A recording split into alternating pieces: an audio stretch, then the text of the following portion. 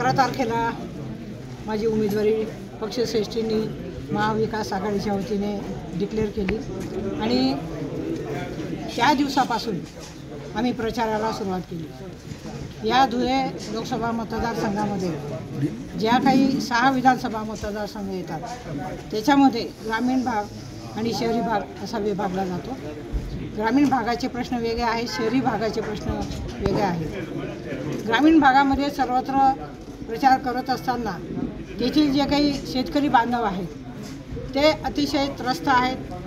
त्यांच्या शेतीमालाला भाव नाही, कांदा उत्पादक शेतकऱ्यांना त्यांच्या मालाला भाव नाही, त्याचप्रमाणे कांदा असेल, कापूस असेल, डाळिंब असेल, धान्य असेल, सर्व मालांना त्या ठिकाणी भाव नसल्यामुळे शेतकरी संतप्त झालेला आहे आणि शेतकऱ्यांनी ठरवून टाकलेलं आहे की हे वीज परिवर्तनाची वेळ आहे।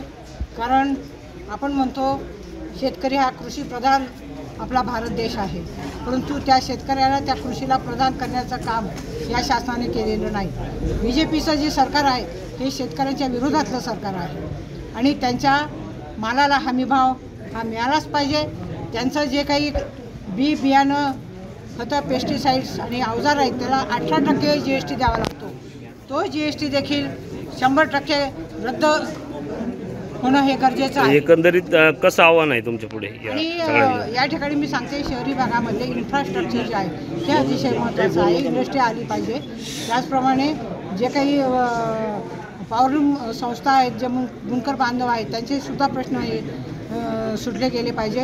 या 10 वर्षामध्ये अजिबात लक्ष खासदारांनी घातलेलं नाही आणि केंद्र शासनाने देखील घातलेलं नाही आहे आणि मला निश्चितपणे या ठिकाणी खात्री आहे की सगळ्यांच्या आशीर्वादाने मी 100% निवडून येणार आहे। खूप चांगला रिस्पॉन्स त्या ठिकाणी आहे। सगळ्यांनी सांगितलेलं आहे म्हणजे ही जी निवडणूक आहे ही जनतेने हातात घेतलेली निवडणूक आहे। त्याच्यामुळे ज्यावेळी जनता निवडणूक हातात घेते त्यावेळी धनशक्तीचा नाही तर जनशक्तीचा विजय होतो, हे मला या ठिकाणी सांगायचं। ओके। ABP माझा, उघडा डोळे बघा नीट।